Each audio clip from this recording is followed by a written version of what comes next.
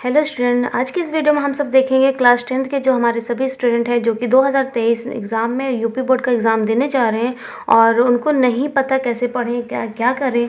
तो हिंदी का पेपर हम बताने वाले हैं यहाँ पर। तो हिंदी सकते हैं, विषय हिंदी है, कक्षा 10 है और उसमें अलग अलग क्या होते हैं प्रकार के क्वेश्चंस आते हैं। तो बहुविकल्पी, अति लघु, मतलब कैसे क्या रहता है। और इसमें हम आपको ये भी बताएंगे कि आपका जो क्वेश्चंस है, क्योंकि ये यूपी बोर्ड ने क्या कर दिया है, वेबसाइट पर आपको ये जारी कर दिया है कि इसी से रिलेटेड और नया पैटर्न एकदम, ठीक है, न्यू पैटर्न है आपका। जो मैं बताऊंगी यही में से और क्वेश्चंस आएंगे और जो क्वेश्चंस आएंगे वो जो कितने नंबर का होगा, तो सारा मार्क्स भी हम बताएंगे किस चैप्टर से कैसे रिलेटेड करके। तो आपको टॉपर बनना है तो सबसे पहले आपको यही जानना पड़ेगा कि टॉपर यही पढ़ते हैं, मतलब कैसे पढ़ते हैं ये आपको पता करना पड़ेगा। अगर आप सिर्फ पूरे बुक ले लीजिए, पढ़ते रहिए लेकिन नहीं पता है किस में से कौन 2 नंबर का है, कौन सा 1 नंबर का है, कौन सा 3, कौन सा 5, तो उसके अकॉर्डिंग आप नहीं पढ़ पाएंगे। 1 नंबर का 5 पढ़ेंगे, 5 का ऐसे कम ज़्यादा। तो आपके लिए क्या होगा, जब पेपर नया अचानक से देखेंगे एक उसी दिन, तो बहुत ही क्या लगेगा कि आप नहीं कर पाएंगे। तो एग्ज़ाम में जाने से पहले आपको पेपर पैटर्न समझना होता है। तो यहाँ पर हम सिलेबस पूरा बताने वाले हैं कि आपको किस चैप्टर से कितने नंबर का आएगा वो आपको पता चल जाएगा, तो आपको बहुत ही आसानी रहेगी समझने में। तो ये हिंदी का है आज।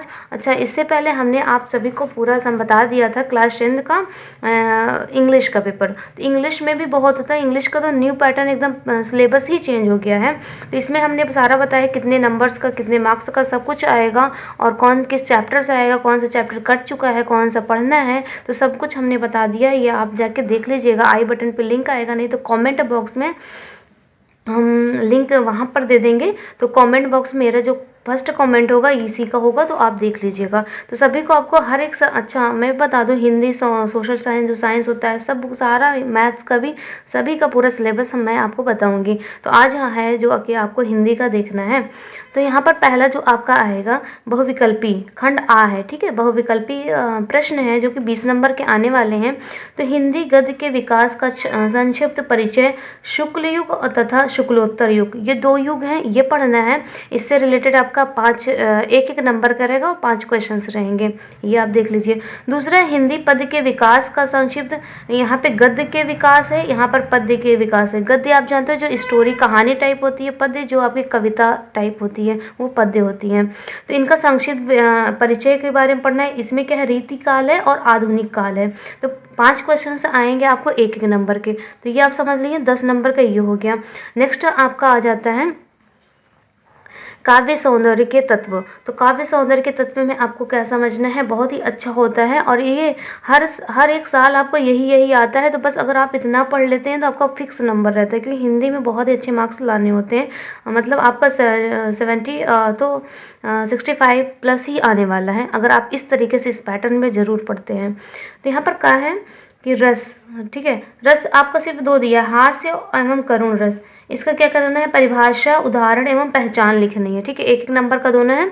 तो एक का परिभाषा लिखेंगे, उदाहरण लिखेंगे और पहचान, कैसे आप पहचान रही है बताएंगे। तो एक एक नंबर। सिर्फ आपको 2 रस हैं, हास्य और करुण, यही दोनों आते ही हैं और 2 में से एक लिखना होता है। तो मतलब क्या है, बहुत ही इंपॉर्टेंट है और बहुत ही ईजी है। आप ये दोनों याद कर लीजिए, एक लिख दीजिएगा, जो आपको आता रहेगा उस टाइम अच्छे से। अच्छा, नेक्स्ट यहाँ पर खंड नहीं खाग जो क्वेश्चन है, ठीक है, तीसरे का अलंकार। अलंकार में भी क्या आपका अर्थ अलंकार है, ठीक है। इसके अंदर क्या है, उपमा, रूपक एवं उत्प्रेक्षा, 3 है। आप तीनों अगर पढ़ लेते हैं आपका फिक्स है। एक तो जो भी आएगा, मतलब 2 आते हैं, 2 में से एक करना होता है, इस तरीके से आ जाता है। नहीं तो एक आ जाएगा तब भी तो कर लेंगे, बहुत ज़्यादा भारी नहीं होता है, इतना तो पढ़ ही लेंगे आप सभी। तो आपको यही अलंकार पढ़ना, और कोई अलंकार आपको नहीं पढ़ना है। इसका लक्षण बताना है, उदाहरण बताना है, एक एक नंबर फिक्स्ड है। तो इस तरीके से आपको मिल जाते हैं।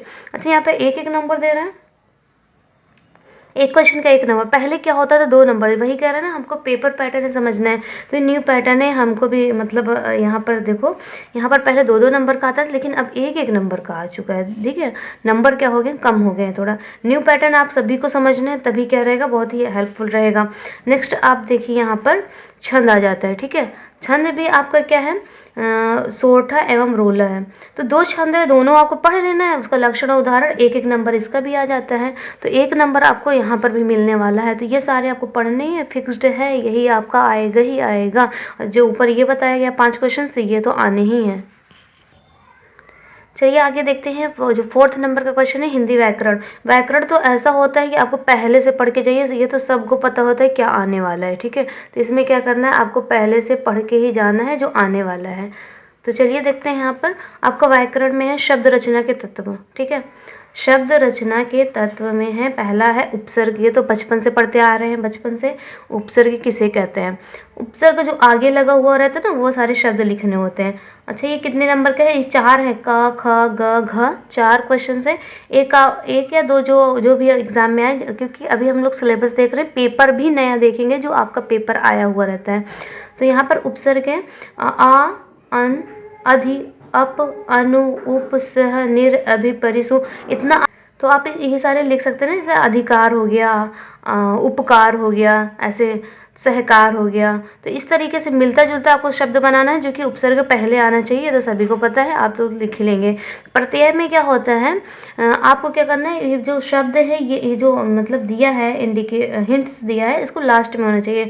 आई तो सभी को पता है, मिठाई, खटाई, जो भी होता है। तो महत्व, त महानता, ऐसे करके बचपन, लिखावट, ये सब ऐसे इस तरीके से। तो ये लास्ट में आना है, आपको बस शब्द ही लिख देने, नंबर तो 1 नंबर मिल गए। समास आपका सिर्फ 2 है। द्वंद्व समास है, द्विगु समास है, 2 अभी हम बता रहे हैं, 2 होते हैं ये सारे, ठीक है। अच्छा, फिर आप सभी को हम सारा प्रैक्टिस भी इम्पोर्टेंट लेकर आएंगे, जो कि जैसे कि बहुविकल्पी प्रश्न के मोस्ट इम्पॉर्टेंट ले आएंगे, और ये सारे हम सब कुछ अलग अलग आपको एक एक वीडियो में सारा क्लियर करते चले जाएंगे। यहाँ पर है तद्भव। तद्भव भी आपका, अच्छा, तद्भव है तत्समय शब्द एवं पर्यायवाची, इनमें से कोई एक जो भी आ सकता है, जैसा भी आएगा तो हम लोग सब प्रैक्टिस कर लेंगे। तद्भव तत्सम क्या होते हैं, पर्यायवाची तो कुछ याद करने पड़ेंगे, हो जाते हैं। तो ये आपका यहाँ तक क्लियर हो गया। तो ये सारे कितने नंबर मार्क्स से क्या आएंगे, आप सब देख लीजिए। नेक्स्ट हम आगे बढ़ते हैं, संस्कृत। संस्कृत का आपका 3 नंबर का क्या आएगा, बहुविकल्पी क्वेश्चंस रहेंगे, सारे बहुविकल्पी है। जो 20 नंबर का आने वाला है, आपको OMR शीट पर मिलेगा, वहीं पर तो फिल करना पड़ेगा कौन सा सही है। इस तरीके से क्वेश्चंस हैं। यहाँ पर है, देखिए, संस्कृत व्याकरण, संधि है, यण, परिभाषा, उदाहरण, पहचान, इनमें से मतलब कोई भी आ सकता है, उसको पहचान के टिक करना पड़ेगा। शब्द रूप में क्या है, फल, मति, मधु एवं नदी, ये तो सभी से आ रहे हैं, यही ये आपके इम्पोर्टेंट है, इनमें से कोई एक जो भी आ सकता है। धातु रूप है, पट और हस्त का है, इतने सारे हैं, लट, लोट, विधिलिंग और ये सारी चीज़ें, ये आपको समझना है, एक एक नंबर का है। तो ये सारे ही हो गए आपका 20 मार्क्स। यहाँ पर देख लीजिए, बहुविकल्पी का जो क्वेश्चन था 20 नंबर, ये कंप्लीट हो गया। अब नेक्स्ट हम लोग आगे बढ़ते हैं कि और क्या आने वाला है। अब आपका आता है खंड बा, ठीक है। खंड बा को आपको समझना है। बा में क्या होता है, वर्णनात्मक प्रश्न है, और इसका कितने नंबर का है, पूरे 50 नंबर का। तो 50 और 20 70 आपके हो जाते हैं। तो खंड बा देखिए, गद्य हेतु निर्धारित पाठ्य वस्तु से गद्यांश पर आधारित प्रश्न होगा। गद्य मतलब आपका जो स्टोरी कहानी है ना, चैप्टर का, अभी चैप्टर का नाम भी हम बता देंगे, ठीक है। उस चैप्टर में जो कहानी आप पहले पढ़े होंगे, उससे गद्यांश है या एक कोई अंश आएगा उसका, उससे उसके आधारित पर क्या होगा, आपका क्वेश्चंस होगा, जो कि यहाँ पर दिया है 2-2 नंबर का 3 क्वेश्चंस रहेगा, 6 नंबर का, इस तरीके से करके, ठीक है। पद्य है तो ऐसे पद्य में भी रहेगा पाठ और पद्यांश, कोई कविता दे देगा 5 या 6 4 लाइन का, उससे रिलेटेड 3 क्वेश्चंस रहेगा 2-2 नंबर के, तो 6 नंबर का आपका पद्य का हो गया। ऐसे संस्कृत में देगा गद्यांश का संदर्भ सहित हिंदी अनुवाद। सिर्फ आपको संदर्भ बताना है कि संदर्भ कैसे लिखा जाता है, अगर आपको नहीं पता है तो सारा आपको प्रैक्टिस कराया जाएगा। आप इस चैनल को क्या करिए, सब्सक्राइब करिए, और सारा सब कुछ आपका प्रैक्टिस हो जाएगा।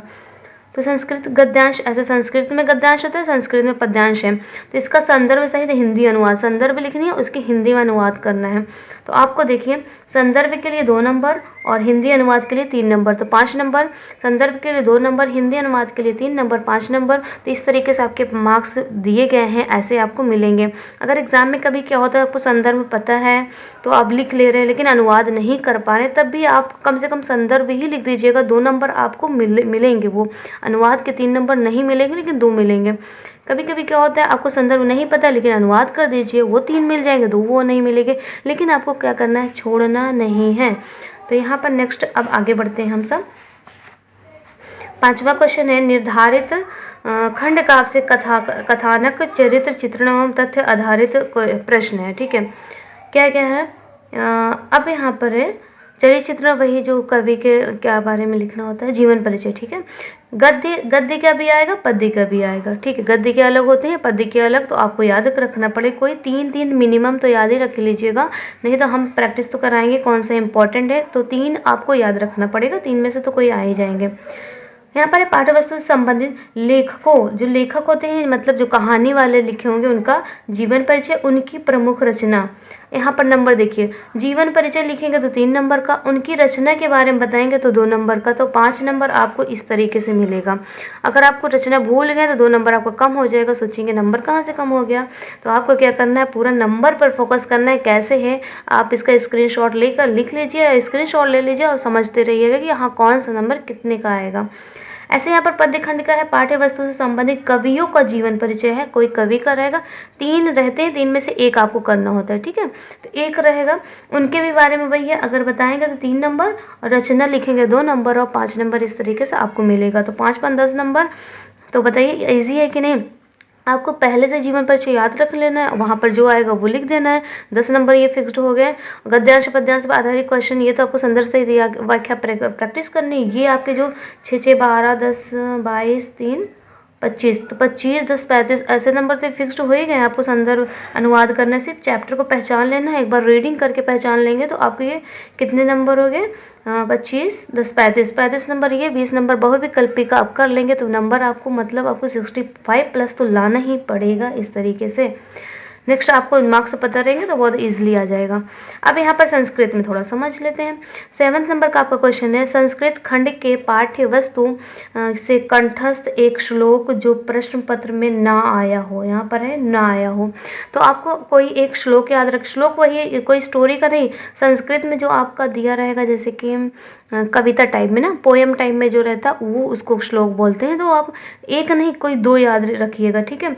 जब 2 आप याद रखेंगे, 2 या 4 लाइन की, तो उसमें से जो आपका पेपर में नहीं आया रहेगा वही आपको लिखना है, तब जाके आपको मिलेंगे 2 नंबर। ऐसे इस तरीके से संस्कृत खंड के पाठ्यवस्तु पर आधारित प्रश्नों में से किन्हीं 2 संस्कृत में उत्तर दिए।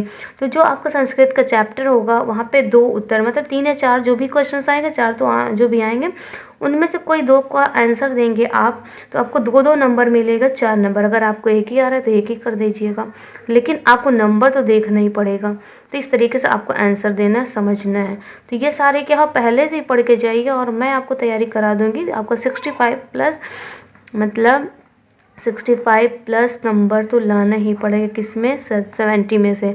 तो किसको किसको लाना है, उसको क्या करना है, चैनल को सब्सक्राइब करना है, तभी तो हम आपको नंबर सारे बता दें कहाँ से आएंगे और कैसे सारे एक एक वीडियो में हर एक नंबर का हम लोग पूरा डिटेल में समझ लेंगे। जैसे एक वीडियो आएगी सिर्फ जीवन परिचय की इम्पॉर्टेंट, और बहुविकल्पी के एक वीडियो, और जो रस छंद अलंकार, ये सब की एक एक वीडियो में हम लोग पूरा एकदम क्लियर कर लेंगे बहुत ही अच्छे से। तो अभी टाइम क्या है आपका, दिसंबर चल रहा है, तो अब क्या कर दिए, एकदम लास्ट टाइम है दिसंबर और जैन, तो बस 2 मंथ में क्या होगी, बहुत अच्छे से तैयारी होगी। आपका फुल मार्क्स दिलाने वाले हर एक सब्जेक्ट में, जो इंग्लिश होगा, सोशल साइंस, मैथ तो मिलेगा ही आपको, और साइंस का। नेक्स्ट यहाँ पर है निबंध, तो पहले से प्रैक्टिस करके जो फ्री का नंबर है, ठीक है। वैज्ञानिक, सामाजिक, धार्मिक, सांस्कृतिक, आर्थिक समझ, जनसंख्या, स्वास्थ्य, शिक्षा, पर्यावरण, यातायात के नियमों पर आधारित प्रश्न, इतने सारे हैं। तो इन सब पर हम आपको एक एक ऐसे ज़रूर देंगे और इन्हीं में से एक आए, गारंटी है, पूरा 100% गारंटी है। जो हम ऐसे इसमें से बताएंगे आपको लिख कर देंगे एकदम शॉर्ट में। ये नहीं कि मतलब बहुत हाई फाई आप नहीं लिख पाएंगे, बहुत ईजिली लैंग्वेज में देंगे, आप लिख कर लेंगे। तो ये 9 नंबर का, देखिए 9 नंबर का, अगर आप मेरे जैसे लिख देंगे जैसे मैं बताऊंगी, 9 नहीं तो 8, 8 नहीं तो 9 आपको ज़रूर मिलेगा, जो भी मिलेगा। तो आपको ये निबंध में नंबर तो नहीं कटवाना है, ये तो जितना लिख दो उतना नंबर आपको फिक्स्ड होता है। तो सारा आपका पूरा पेपर हो गया 50 20 70, 70 नंबर का पूरा ये पेपर हमने बता दिया। अब 30 नंबर का जो यहाँ पर दिया है ना आपका, 30 नंबर का जो है आपका जो एग्ज़ाम कॉलेज में जो क्या होता है आंतरिक मूल्यांकन होगा, इंटरनल एग्जाम से वो सबके मिल जाते हैं आपको 30 नंबर। तो अब हमें क्या समझना है नेक्स्ट, तो चैप्टर देखना है कि कौन सा चैप्टर आपको पढ़ना है, कौन सा नहीं पढ़ना है। तो आपके 30 नंबर वो कॉलेज में फिक्स्ड हो गया। यहाँ पर है जो आपका चैप्टर है, अभी हमने बताया गद्यांश किसे कहते हैं, कौन सा चैप्टर पढ़ना है, पद्यांश किसे कहते हैं, कौन सा चैप्टर पढ़ना है, ये सारे हैं। तो आपको क्या करना है, सभी को इतनी मेहनत से वीडियो बन रही है तो पहले इसको क्या कर दीजिए, लाइक कर दीजिए और सब्सक्राइब कर लीजिए भैया, ताकि आप सभी को ऐसे इस तरीके से अच्छे से वीडियोस मिलती रहे और आप पढ़ते रहें और अच्छे से मार्क्स लाते रहें। और हाँ, पढ़ाई कैसे चल रही है वो ज़रूर बताइएगा। अगर आपको ये हेल्पफुल लगा होगा तो बहुत ही मोस्ट इम्पॉर्टेंट है, ये पता होना चाहिए सभी को, क्योंकि हम भी ऐसे ही करते हैं। जब पता चल जाते हैं तो बहुत अच्छे से पढ़ाई होने शुरू हो जाती है। अच्छा, तो यहाँ पर ही निर्धारित पाठ्य वस्तु है गद्य में, जो गद्यांश कहानी की है। आपको सिर्फ कौन सा 4 ही चैप्टर, तो कौन से 4 चैप्टर गद्य है, तो मित्रता पढ़ना है, ममता, भारतीय संस्कृति, अजंता, सिर्फ 4 चैप्टर आपको पढ़ने हैं। और इससे रिलेटेड हमने कितना बताया आपको कि एक जीवन परिचय आएगा, जो भी हमने बताया जीवन परिचय, इन्हीं चारों लोगों में से तो कोई 3 देगा, 1 करना है, तो आपको 4 है तो कोई 3 याद कर लो, फिक्स्ड है, आ जाएगा। नहीं 2 भी याद कर लोगे तब भी तो आपको फिक्स्ड हो आ ही जाएगा। तो हम आपको शॉर्ट में सब कुछ बताएंगे। जीवन परिचय है, गद्यांश 6-6 नंबर का, वो सारे क्वेश्चंस आएंगे। तो बहुत ही ईजी है, बहुत अच्छा है, 4 चैप्टर आपको सिर्फ पढ़ने हैं। नेक्स्ट आ जाता है काव्य है, तो थोड़ा सा बड़ा दिख रहा है ये। काव्य में क्या है, सूरदास का पढ़ना है, तुलसीदास, रस खान, बिहारी लाल, तो ये सारे मतलब कवि हैं। अच्छा, इनको क्या बोलते हैं, जो लेखक, इनको लेखक बोलेंगे। जो आपका लेखक होंगे ये वाले में लिखने हैं, जो गद्य में होंगे वो लेखक होंगे, और जो काव्य में हो जाते हैं वो कवि होते हैं। तो ये आपको याद रखना है। तो कवि का जीवन परिचय और लेखक का जीवन परिचय, सिर्फ 4, इनमें तो ढेर सारे हैं, आपको कुछ और ज़्यादा याद करने पड़ेंगे कौन से होंगे, तो इंपॉर्टेंट हम लोग सारा प्रैक्टिस कर लेंगे। तो ये सारे हैं। यहाँ पर कितने चैप्टर हैं, 1 2 3 4 5 6 7 8 9 10 11 12, तो 12 चैप्टर आपको इसमें हो काव्य में।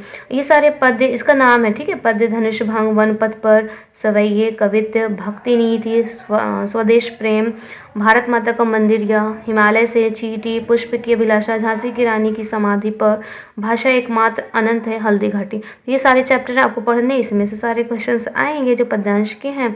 तो ये हो गए, ये आपको पढ़ना ही है, ये एकदम 100% क्या है, यही आपको पढ़ना है, और कोई चैप्टर नहीं पढ़ना है। जो पढ़ चुके हैं आप मैच कर लीजिएगा। संस्कृत में देखिए, वाराणसी पढ़नी है, देशभक्त, चंद्रशेखर, भारतीय संस्कृति, वीरा वीण पूज्यते, आरुढ़ स्वकेतु संवाद, जीवन सूत्राणी, प्रबुद्ध ग्रामीण। ये ज़्यादातर ना पहला ये इससे आता है, चंद्रशेखर से आता है, ये वाले से ना छोटे छोटे जो क्वेश्चंस है 2-2 नंबर किए आते हैं। और बस यही 3-4 चैप्टर अभी तक ना ज़्यादा चल रहे हैं ये सारे, और ये सब कम आते हैं लेकिन ऑप्शन में क्या होते हैं हम लोग हो जाता है। तो कुछ इंपॉर्टेंट जैसे जो आते हैं ना पेपर, हम पुराना देखते रहेंगे, आपको बताते रहेंगे। तो ये सारे आपके चैप्टर हैं। खंडकाव्य जिले के आधार पर है, तो आप लोग को जिले के आधार पर हम आपको बता दें, अगर आप कहाँ कहाँ के हैं तो कौन कौन सा खंडकाव्य। ये भी बहुत ईजी होता है, अगर आप पढ़ लेंगे आपको बस जाना है, लिखना है बस, और कुछ नहीं करना है। खंडकाव्य में देखिए पुस्तक का नाम जो भी रहेगा ये है, प्रकाशक का नाम, यहाँ पे जिले आपको देख लीजिए। अगर मुक्ति दूत जिसको पढ़ना, आगरा का होगा, बस्ती होगा, गाजीपुर, फतेहपुर, बाराबंकी, उन्नाव, ये सारे जो होंगे मुक्ति दूत पढ़ेंगे, ठीक है।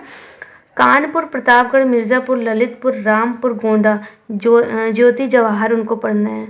ये सारे बहुत है, लेकिन एक ही यही पढ़ना है जो आपके विद्या क्वेश्चन बैंक में दिया रहता है, उसमें दिया रहता है, ठीक है। नेक्स्ट है प्रयागराज, जो इलाहाबाद के हैं, आजमगढ़, मथुरा, उनको तो अग्र पूजा हम बता देते हैं, वो अग्र पूजा ही पढ़ना है। बुलंदशहर, देवरिया, बरेली, सुल्तानपुर, सीतापुर, बहराइच, इनको मेवाड़ मुकुट पढ़ना है। लखनऊ, सहारनपुर, फैजाबाद, बांदा, झांसी, हरदोई, आपके क्वेश्चन बैंक में सारा पूरा दिया रहता है, लेकिन आपको वही टिक कर लेना अपने ज़िले के अकॉर्डिंग, ठीक है। तो इनको जय सुभाष पढ़ना है। गोरखपुर, मुरादाबाद, शाहजहाँपुर, लखीमपुर खीरी, मैनपुरी, मुजफ्फरनगर, यहाँ पढ़ना मातृभूमि के लिए, ये सारे पढ़ने हैं। अलीगढ़, जौनपुर, बलिया, हमीरपुर, एटा, इनको कर्ण पढ़ना है। मेरठ, फर्रुखाबाद, पीलीभीत, रायबरेली, इनको पढ़ना है कर्मवीर भरत। तो ये सारे हैं, इतने सारे थे आपको ये पढ़ने। एक और है वाराणसी का इटावा, बिजनौर, जालौन, बदायूं, इनको तुमुल पढ़ना है। तो यही आपको खंडकाव्य था, ये आपको आना ही है, यही पढ़ना है। अच्छा, आप देख लेते हैं जो 30% जो कट चुके हैं, ठीक है, रिड्यूस कम हो चुके हैं। क्या हो गया है, सिलेबस रिड्यूस हो गया है। अब तो लाइक कर दीजिए, सब्सक्राइब कर लीजिए, ताकि आपको और एक पता चले। यहाँ पर देखिए गद्य में क्या क्या लिखूँ, ईर्ष्या तू न गई मेरे मन से, पानी में चंदा और चांद पर आदमी, ये आपको क्या करना है, नहीं पढ़ना है, ये कट गया है। काव्य में क्या करता है? सुमित्रानंद पंत, माखनलाल चतुर्वेदी, केदारनाथ सिंह, अशोक वाजपेयी और महादेवी वर्मा, ये सारे क्या हो गए? कट गए हैं, इसको नहीं पढ़ना है। संस्कृत में केन किन वर्धते, अनियोक्ति विलासा, ये कट गया, ये नहीं पढ़ना है। संस्कृत एवं हिंदी व्याकरण में समास, कर्मधारय, बहुव्रीहि, ये सब कट गया। तो जो पढ़ना है वो आगे मैंने बता दिया, ठीक है। संधि, वृद्धि कटिय, सर्वनाम, तद्देश, धातु रूप, ये सारे कट गए। हिंदी के सरल वाक्यों का संस्कृत में अनुवाद। अच्छा, हिंदी में कुछ वाक्य रहते हैं तो उसको संस्कृत में अनुवाद करते, अब वो आपका नहीं आएगा, टेंशन फ्री हो जाइए, संस्कृत में अनुवाद करने को नहीं आएगा। तो सारा हमने पूरा बता दिया आपको सब कुछ। तो आप क्या करिए, इस वीडियो को लाइक करिए, शेयर करिए एंड सब्सक्राइब करिए, ताकि आपको इस तरीके से और भी हम जो बताने वाले हैं, सोशल साइंस का बताएंगे, साइंस का बताएंगे, मैथ्स का बताएंगे, सब कुछ बताएंगे। और बीच बीच में जो इम्पोर्टेंट वीडियोज़ आती रहेगी वो भी आप देखते रहिएगा। तो चलते हैं, थैंक्स फॉर वॉचिंग।